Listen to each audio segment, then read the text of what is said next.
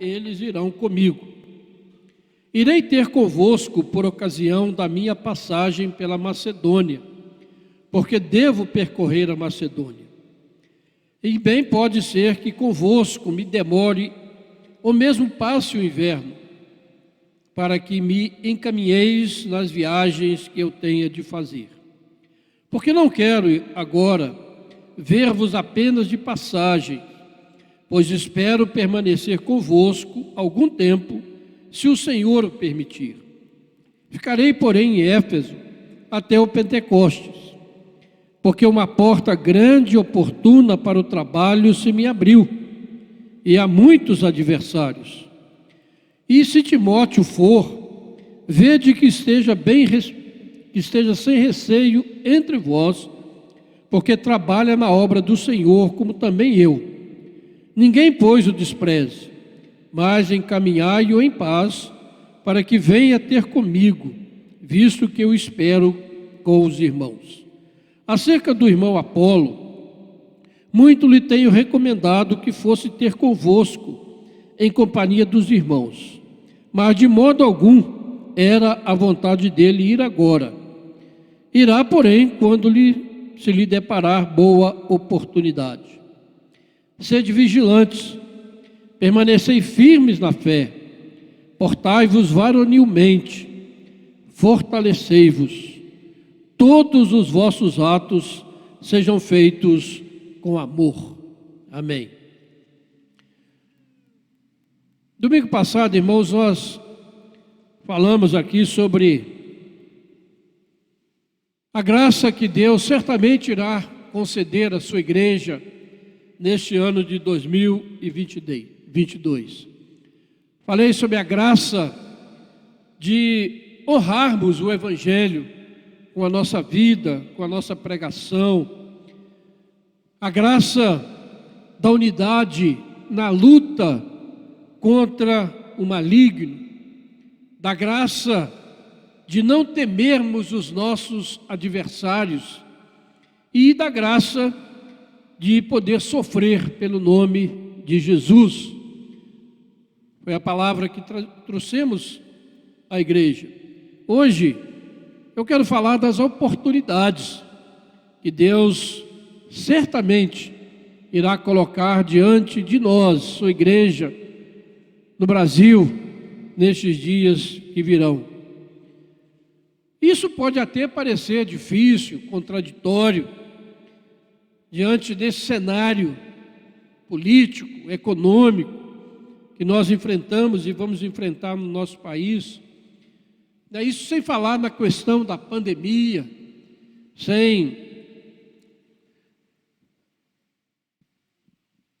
falar também da apostasia que toma conta da igreja de uma forma assim avassaladora, e das teologias e ideologias anticristãs que se propagam pelo mundo. São realmente barreiras, adversários, são barreiras que nós vamos e teremos que enfrentar, que vão surgir diante de nós. Esse texto que nós lemos, o final da primeira carta de Paulo, que enviou àquela igreja que ele havia fundado na sua segunda viagem missionária. E essa carta, 1 Coríntios, certamente é um manual para a igreja de todos os tempos. Porque quando você lê essa carta, você vê como Paulo vai tratando de diversos problemas que surgem dentro da igreja. E não apenas da igreja de Corinto, mas certamente da igreja do Senhor, durante toda a história da igreja. Então é uma carta que realmente precisa ser lida, estudada e praticada dentro dos seus preceitos para a igreja. Nós lemos um texto maior, mas eu quero chamar a sua atenção para os versículos 9, 13 e 14, onde nós iremos basear essa palavra nesta noite. Como vamos aproveitar as oportunidades que Deus colocar diante de nós em 2022? e 22. Como aproveitar essas oportunidades? Certamente elas surgirão. A graça, como já disse, já nos foi dada. Agora Deus coloca diante de nós a oportunidade. E o apóstolo Paulo vai dizer isso aí no versículo 9, quando ele diz: porque uma porta grande e oportuna para o trabalho se me abriu, e há muitos adversários. Este é o versículo base da missão AME, que tem motivado essa missão a ir em diversos lugares, lá do sudeste da Ásia especialmente, ou até mesmo no Brasil, quando surgem oportunidades, quando portas se abrem, às vezes através de catástrofes, para que o Evangelho seja pregado e alcance muitas vidas. E, de fato, é um versículo muito interessante, e ele chama a nossa atenção.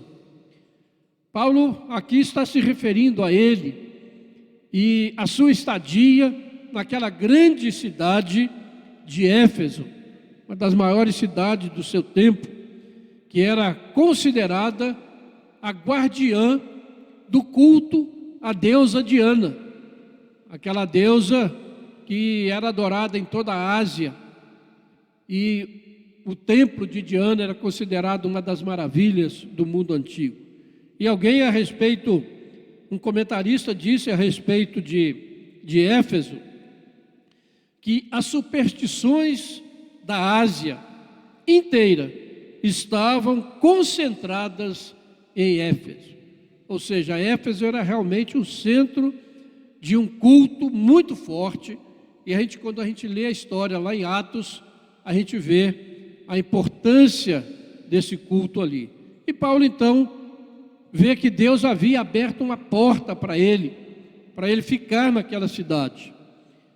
E mesmo sabendo que haveria muitos adversários, que ele teria que enfrentar muitas oposições à sua pregação. Atos 19 relata a chegada de Paulo em Éfeso, onde ele encontrou alguns discípulos de João Batista, que haviam recebido apenas o batismo de João. Paulo então chama aqueles homens, prega para eles, instrui sobre o Evangelho, e aqueles homens então entendem o que é o Evangelho, a vinda de Jesus, e eles então são batizados com o batismo cristão ministrado por Paulo. Eram cerca de 12 homens, 12 discípulos, e aí deu início então à igreja ali em Éfeso. Atos 19, 8 a 10 diz o seguinte: durante 3 meses, Paulo frequentou a sinagoga, onde falava ousadamente, discutindo e persuadindo a respeito do reino de Deus. Mas como alguns deles se mostravam teimosos e descrentes, falando mal do caminho diante da multidão, Paulo se afastou deles e, levando consigo os discípulos, passou a falar diariamente na igreja, na escola de Tirano. Paulo fez isso durante 2 anos, de modo que todos os habitantes da província da Ásia ouviram a palavra do Senhor, tanto judeus como gregos. Vemos então como Paulo aproveitou aquela porta que se abriu diante dele, e mesmo diante das dificuldades, diz aqui que toda a Ásia pôde ouvir o Evangelho de Jesus Cristo. É interessante que Paulo usa algumas vezes a palavra porta para se referir à oportunidade que Deus colocava diante dele, do seu ministério, e coloca certamente diante da igreja. 2 Coríntios, na segunda carta, capítulo 2, verso 12 e 13, ele diz: ora, quando cheguei a Troade para pregar o Evangelho de Cristo, e uma porta se me abriu no Senhor, não tive, contudo, tranquilidade no meu espírito, porque não encontrei o meu irmão Tito. Por isso, despedindo-me deles, parti para a Macedônia. aqui nos mostra, irmãos, o discernimento, que é a questão básica para discernirmos, para entendermos a vontade de Deus. Paulo disse que se abriu uma porta, como aquela de Éfeso, mas ele, por questões pessoais, ele entendeu que não era o momento dele entrar naquela porta. Então aqui quero deixar esse primeiro ponto, que nós precisamos desse discernimento. Às vezes se abre uma porta e a gente, na euforia ou na vontade, quer entrar de qualquer maneira para levar o Evangelho. Nós precisamos buscar a direção de Deus, a sabedoria de Deus, para que a gente possa fazer aquilo que Deus tem nos chamado a fazer. Então esse discernimento buscado na palavra, na oração, discernimento buscado diante do Senhor é muito importante para entendermos. Mas uma outra passagem, Colossenses 4, versículo 3, Paulo diz o seguinte: suplicai ao mesmo tempo também por nós, para que Deus nos abra a porta à palavra, a fim de falarmos do mistério de Cristo, pelo qual também estou algemado. Então ele pede também que a igreja esteja orando, para que portas possam ser abertas. Às vezes, como eu já disse, se abre a adversários. Nós precisamos então de discernimento, de sabedoria e de oração, pedindo que Deus realmente nos mostre aonde nós devemos andar. Mas uma terceira referência à porta, eu convido você aí a marcar esse texto aí que nós estamos estudando e ir lá para Apocalipse, no capítulo 3. Apocalipse, capítulo 3, do verso 7 em diante, nós encontramos a carta que foi enviada à igreja de Filadélfia. E é interessante o que diz essa carta. Apocalipse 3, do verso 7 em diante, diz assim: ao anjo da igreja em Filadélfia escreve: estas coisas diz o santo, o verdadeiro, aquele que tem a chave de Davi, que abre e ninguém fechará, e que fecha e ninguém abrirá.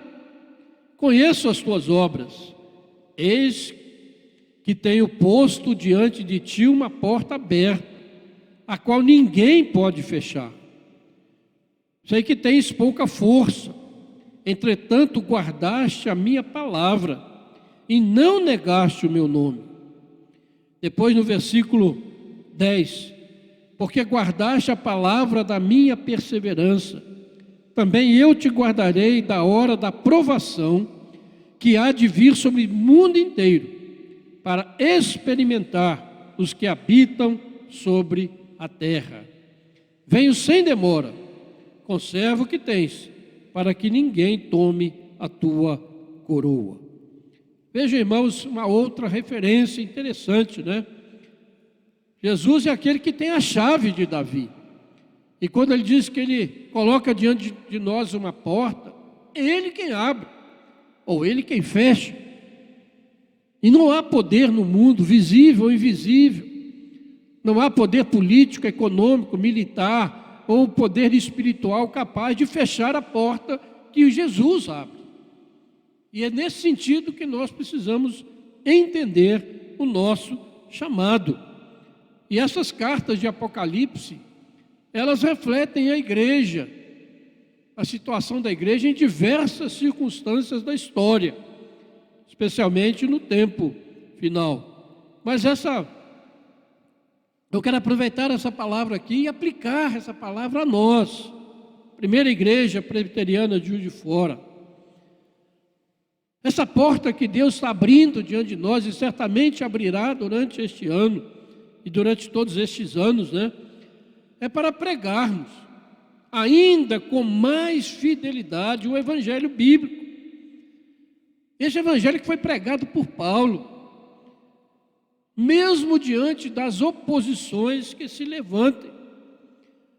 Porque temos visto muitos evangelhos sendo pregados, Mas Paulo disse: se alguém pregar um evangelho diferente daquele que ele pregava, que seja amaldiçoado.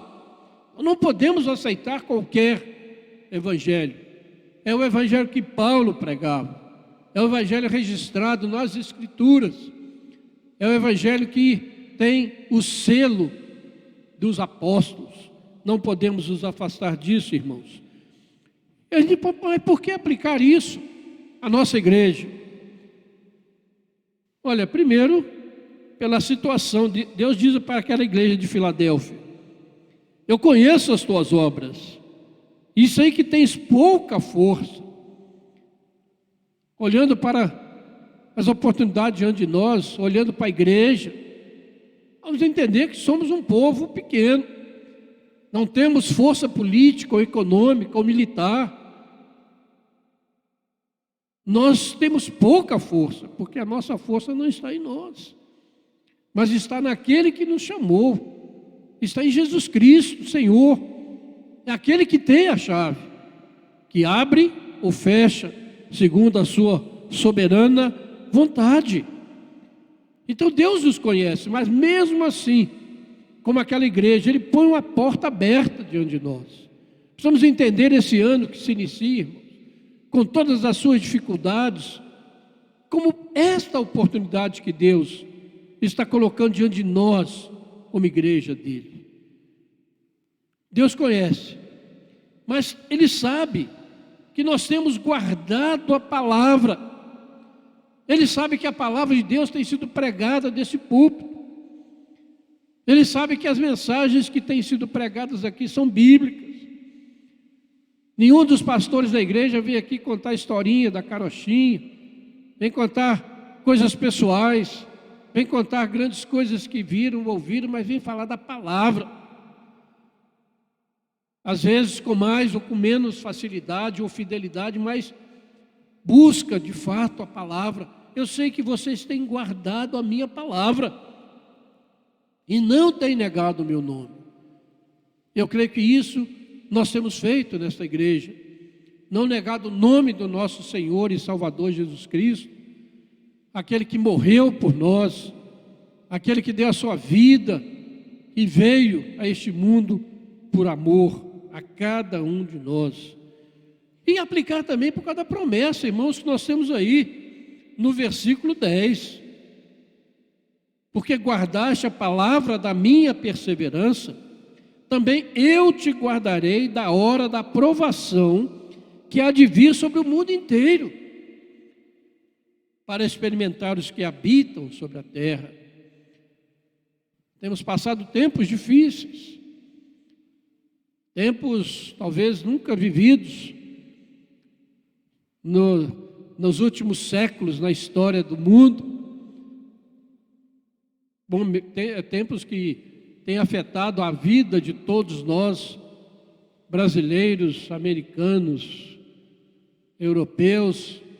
Temos sido afetados por aquilo que está acontecendo no mundo.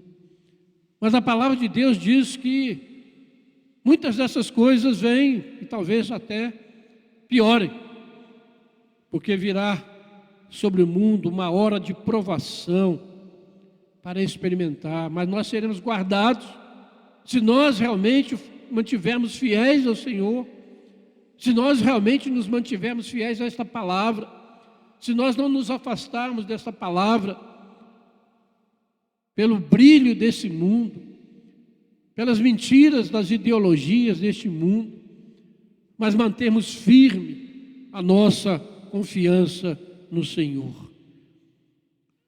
Sabemos, irmãos, que os adversários do Evangelho estão presentes sempre, desde o início. Jesus alertou muito bem a sua igreja, quando ele diz: olha, vocês serão odiados de todas as nações por causa do meu nome. Ele não escondeu isso. É diferente do Evangelho que pregam por aí, e Jesus vai te dar tudo quanto é conforto. Jesus disse o contrário. Paulo também diz que aqueles que querem viver piedosamente em Cristo Jesus serão perseguidos. Então, se nós quisermos realmente manter fiéis a essa palavra, como diz aqui o texto, Pode saber que vamos enfrentar muitas lutas, dificuldades.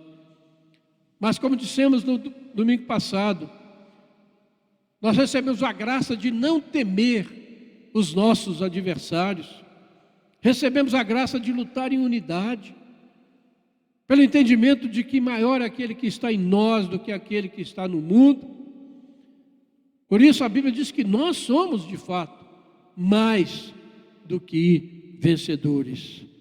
Portanto, irmãos, vamos buscar na palavra, nas orações, na nossa adoração, nos nossos cultos, entender, buscar o discernimento do Espírito Santo para aproveitar as portas que Ele certamente abrirá diante desta igreja neste ano de 2022 e nos anos por vir, com toda certeza.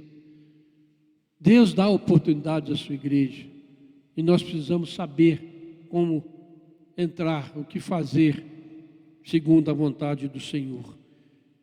E nós teremos, irmãos, buscar nos aprofundar cada vez mais nesse compromisso com a verdade bíblica. E assim nós seremos guardados da provação que há de vir sobre o mundo. É promessa do Senhor. Portanto, vamos buscar discernimento. A segunda coisa que eu quero destacar aqui, irmãos, é como nós vamos entrar. Deus abre a porta, Jesus abre, ninguém fecha, mas como nós vamos entrar por essas portas? Lá no versículo 13, nós encontramos a resposta para essa questão. Paulo vai dizer, olha, sede vigilantes, permanecei firmes na fé, portai-vos varonilmente, fortalecei-vos. Essa é a maneira que nós devemos entrar por as portas que o Senhor nos abrir. Olha aí, com vigilância. É interessante como Jesus chama a nossa atenção e como a Bíblia chama a atenção para a vigilância que nós precisamos ter. Jesus diz, olha, veja que ninguém vos engane. A igreja precisa estar em constante vigilância pela falsidade, pelos falsos evangelhos, pelos falsos profetas que surgem. A igreja não se pode deixar enganar pelas ideologias deste mundo, ideologias que exaltam o ser humano e não Deus, ideologias que são contrárias à palavra, ao ensino da palavra de Deus. Tempo de engano, irmãos, nós estamos vivendo um terrível tempo de engano, que vem tanto de dentro quanto de fora da igreja. E se nós não tivermos um conhecimento dessa palavra, firmeza, muitos cristãos têm sido enganados por ideologias malignas, de um marxismo cultural, ideológico, que tem pervertido a fé de muitos, ou de alguns, levando essas pessoas a negarem os valores bíblicos fundamentais da nossa fé.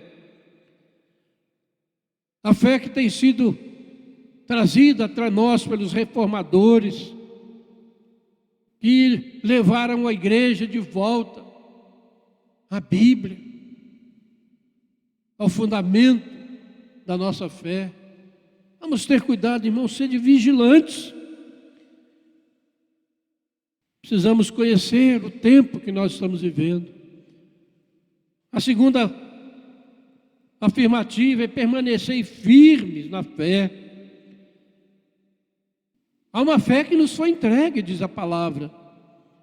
Foi entregue à igreja para que a igreja preserve essa fé. Não é qualquer fé. É a fé na Bíblia, é a fé na palavra de Deus. A luta grande hoje é pela inerrância da palavra, pela suficiência das Escrituras, Precisamos, de fato e de verdade, permanecer firmes, afirmando que a Bíblia é a nossa única regra de fé e prática, e nada pode substituí-la. Ideologia nenhuma, coisa nenhuma que alguém pregar. Se alguém disser que a Bíblia não é suficiente, ele está negando toda a fé bíblica. A Bíblia é suficiente, é palavra de Deus. Jesus diz que tudo vai passar, menos a palavra dele, que permanece eternamente. E essa palavra está registrada. Onde nós sabemos sobre Jesus, sobre as suas palavras? É na Bíblia. Se nós não acreditamos nisso, nós não temos fé verdadeira. Precisamos, irmãos, somos chamados a defender que Deus, o Pai de nosso Senhor e Salvador Jesus Cristo, cuja vontade está revelada na palavra, na Bíblia, é de fato o Criador desse universo. É um Deus que criou homem e mulher. É Deus que instituiu a família para que o seu propósito se propagasse pelo mundo. Precisamos reafirmar a nossa fé na morte sacrificial e vicária de Jesus na cruz. Reafirmar que Ele venceu a morte, ressuscitou e foi elevado aos céus e está à direita de Deus Pai Todo-Poderoso, de onde Ele há de vir para julgar os vivos e os mortos. São pontos fundamentais que nós não podemos abrir mão, mas precisamos permanecer firmes nesta palavra, crer na ação do Espírito Santo, que convence o mundo do pecado, da justiça, do juízo, do Espírito Santo que regenera o pecador, faz do pecador morto em delitos e pecados uma nova criatura. É a ação do Espírito Santo de Deus e não nosso. Precisamos lutar, permanecer firmes na fé evangélica. Essa fé que diz que Deus amou o mundo de tal maneira que deu seu Filho unigênito, para que todo aquele que nele crê não pereça, mas tenha a vida eterna. Ou a palavra de João 3,36, aquele que crê no Filho tem a vida, mas aquele que permanece rebelde contra o Filho não verá a vida, mas sobre ele permanece a ira de Deus. São as verdades bíblicas que nós precisamos defender com todo empenho nesse tempo. Há uma fé que nos foi legada pelos apóstolos, pelo escrito, pelas confissões de fé ao longo da história, especialmente a nossa confissão de fé de Westminster, que precisamos conhecer, estudar. Porque quando nós agimos assim, vamos esperar resistência, oposição, crítica, zombaria, perseguição, que nós estamos crendo num negócio muito ultrapassado, num livro que já deu o que tinha que dar, num livro que já não fala mais a língua moderna. Mas tudo isso é engano satânico, porque a palavra de Deus permanece eternamente. Uma terceira coisa que ele coloca aí: portai-vos varonilmente, sendo fortes na defesa da fé bíblica. Essa palavra varonil já não é muito usada, né? Muita gente não conhece, mas se refere a força, se refere a homens fortes, que precisam defender essa fé, pessoas maduras na fé, pessoas que têm firmeza emocional, psicológica. Não são os homens que muitas vezes nós vemos hoje, cheios de mimimi, de não me toques, de isso e daquilo, de reclamação. Mas está dizendo aqui que nós precisamos ser pessoas de coragem para ser o que devemos ser diante deste mundo e dos nossos adversários. Significa que nós não podemos deixar que as pressões do mundo, da sociedade, da mídia, das questões políticas, venham nos afastar dos valores eternos da palavra de Deus. Porque tudo isso passa, mas a palavra de Deus permanece. O jornal Globo publicou nessa semana um artigo sobre um grupo chamado Novas Narrativas Evangélicas.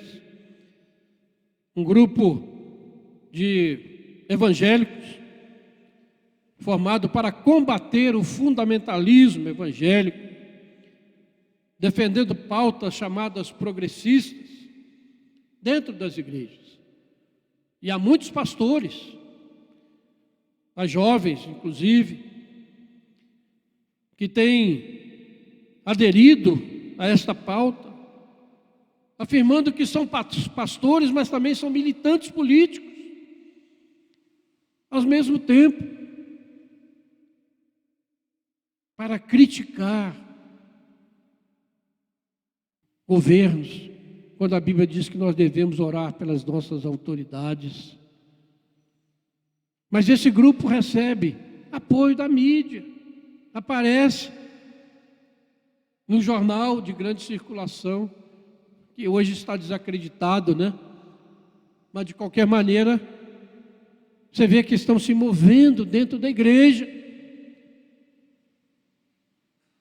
para minar a fé evangélica. E reparem no nome, o nome é Narrativas, Novas Narrativas Evangélicas. Narrativas, é o que está na cabeça, não é Bíblia. Não é essa verdade bíblica objetiva que está fora de nós, mas é aquilo que está dentro da pessoa que eles querem colocar. Irmãos, a luta é muito grande. Por isso é dentro deste panorama que Deus coloca diante de nós portas abertas. Há muitos adversários, o Senhor não esconde isso de nós. Mas se nós fomos obedientes, tivemos discernimento,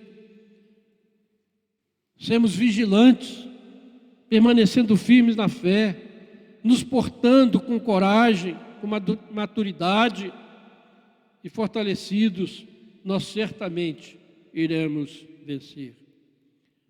Somos chamados para sermos cristãos maduros, corajosos, determinados na defesa da fé evangélica, da fé reformada. Isso significa que nós não vamos nos deixar abalar, irmãos, por qualquer oposição, por maior que ela pareça. Não podemos ser como crianças que precisam de alguém para ajudá-las a sobreviver ao assédio do inimigo. Sermos fortes, corajosos. Lembra daquilo que o Senhor disse para Josué, quando ele foi guiar o povo: ser forte e corajoso. Não temas nem te espantes, porque o Senhor teu Deus é contigo, por onde quer que andares. É a mensagem, é a palavra, é a promessa do Senhor para aqueles que são cristãos. Por isso precisamos conhecer a verdade bíblica, a revelação bíblica, conhecer a doutrina reformada, conhecer a cosmovisão cristã, que enfrenta de frente e no mesmo nível qualquer cosmovisão deste mundo, porque ela está baseada em Deus, que é a verdade. Esse é o segundo ponto. Nós entramos dessa maneira. E o terceiro e último ponto que eu quero destacar aqui, irmãos, está no versículo 14. Todos os vossos atos sejam feitos com amor. É o tema do ano. Jesus, o verdadeiro amor. Nós amamos porque Ele nos amou primeiro. Semana passada o pastor Jefferson pregou sobre o amor, o caminho do serviço e da maturidade. Hoje pela manhã ele pregou sobre o mandamento de nós nos amarmos uns aos outros. Em 1 João, capítulo 4, porque esse é o desafio para a igreja.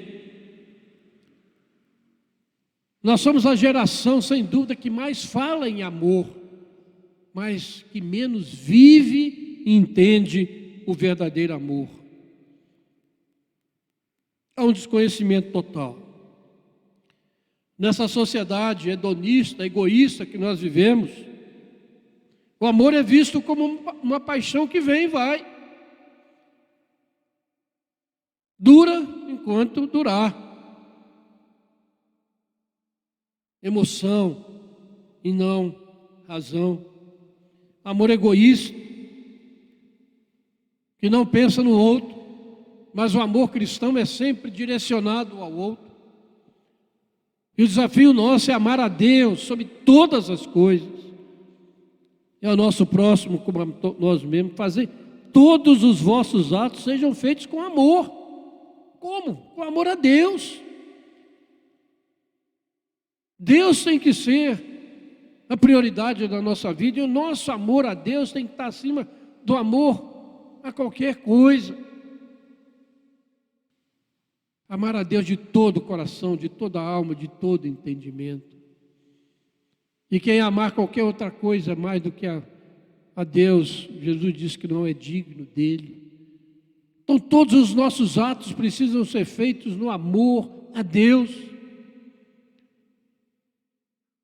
A obediência a Deus, o fazer a obra de Deus, o andar nos caminhos do Senhor, valorizar a palavra do Senhor, é o primeiro amor que nós temos. Porque esse amor cristão, como já dissemos e temos dito, é sempre essa atitude em favor do próximo. Eu amo quando procuro o bem do outro, e não o meu apenas. A Bíblia diz: Deus é amor. Uma declaração fortíssima. E porque Ele é amor, Ele agiu a nosso favor, mandando o Seu Filho, nos amando antes da fundação do mundo. Ele podia nos amar, mas se Ele não tivesse mandado o Seu Filho, se o Seu Filho não tivesse vindo por amor a nós, o amor dele ficaria na eternidade, não teria efeito prático. Mas Ele veio porque Ele ama. E assim a igreja é enviada a esse mundo por amor aos perdidos, não apenas para fazer algumas obras, como muitas vezes tem entendido hoje, mas principalmente para proclamar a glória de Deus, chamando o ser humano ao arrependimento e à fé em Cristo. Isso é amar a Deus, isso é amar o próximo. Porque Jesus disse que não adianta você dar ao mundo inteiro tudo o que o mundo quiser. Porque se o homem ganhar o mundo inteiro, mas vier perder a sua alma, nada tem sentido. E hoje, a maioria dos evangelhos, uma grande parte dos evangelhos está focado no homem aqui e agora. Pouco tem se falado da eternidade. Precisamos então entender o nosso chamado para fazer tudo com amor. Todos os nossos atos sejam feitos com amor. Amor a Deus, amor ao nosso próximo. Especialmente anunciando a graça de Deus. Romanos 5,8 diz que Deus prova o seu próprio amor para conosco, pelo fato de ter Cristo morrido por nós, sendo nós ainda pecadores. Porque se agirmos desta maneira, irmãos, nós vamos vencer os nossos muitos adversários. Sem dúvida, esse amor deve começar dentro da comunidade cristã, dentro da nossa igreja. Foi falado hoje pela manhã. Jesus disse: novo mandamento vos dou, que vos ameis uns aos outros, como também eu vos amei. E diz que nisto conhecerão todos que sois meus discípulos, quando tivermos amor uns pelos outros. A gente fica pensando, quando o mundo olha para a igreja hoje, o que ele está vendo? Uma comunidade de fé, uma comunidade de amor, uma comunidade onde Deus é adorado, onde Deus é exaltado, onde o amor a Deus está acima de todas as coisas, ou o quê? Um ajuntamento de pessoas? Porque quando a igreja demonstrar, irmãos, dentro dela o amor a Deus, sobre todas as coisas, e o amor de Cristo aos nossos irmãos e irmãs, então o mundo tomará conhecimento da soberania, do amor e da justiça de Deus, que foram demonstradas em Jesus Cristo. Concluindo, irmãos, 2022, uma porta aberta que o Senhor coloca diante de nós, Primeira Igreja Presbiteriana Juiz de Fora. Aquela porta que Ele abre e ninguém irá fechar. Nem o inferno, nem polícia, nem política, nem poderosos poderá impedir a igreja do Senhor de cumprir a sua missão. Porque Ele abre a porta e manda a gente entrar por ela.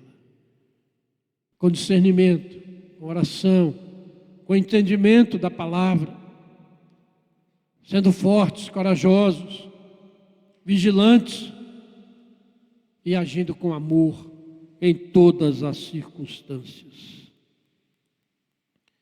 Que o Espírito Santo realmente nos dê discernimento, sabedoria, para agirmos da maneira certa, diante destes grandes desafios, mas também grandes oportunidades que Deus coloca diante de nós como igreja.